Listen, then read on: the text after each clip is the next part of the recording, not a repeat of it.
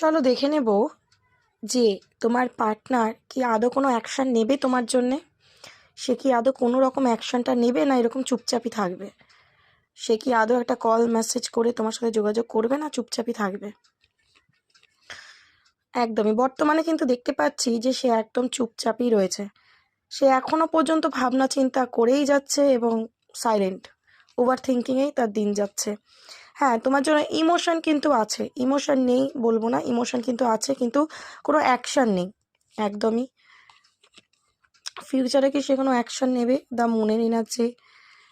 ওকে, একদমই কিন্তু সে এবার অ্যাকশনটা নেবে, এইটাও ভ্যান্স এনার্জি।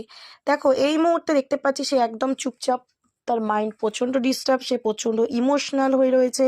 ডিসিশন নিতে কিন্তু সে আজও পারেনি বা পারছে না। ঠিক আছে, তার ওভার থিঙ্কিং হচ্ছে যে কি করব, কি করা যায়।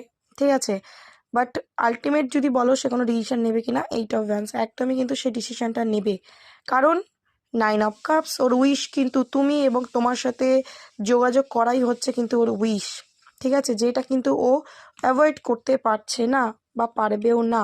তো তাকে কিন্তু যোগাযোগ করতেই হবে এই মুহূর্তে। সে যতই মানে নেগেটিভ হয়ে থাকুক, যতই সে ভাবনা চিন্তা করে যাক, ঠিক আছে, বাট আলটিমেট কিন্তু সে একটা কল মেসেজ করা বা যোগাযোগ করা, তোমার সাথে কোনো রকম একটা ডিসিশনে আসা, অবশ্যই কিন্তু সে কিছু করবে। তার কারণ হচ্ছে eight of pentacle. Say effort লাগাবে, এফার্ট লাগাতে চায় ইনফ্যাক্ট, কিন্তু সে এখনও পর্যন্ত বুঝে উঠতে পারছে না যে কীভাবে আমি এফার্টটা লাগাবো। ঠিক আছে, কিন্তু এফার্টটা সে লাগাবে। আচ্ছা, ইউনিভার্স কত দিনের মধ্যে লাগাতে পারে? ওকে, ব্যালেন্স আসতে চলেছে 6 এনার্জি।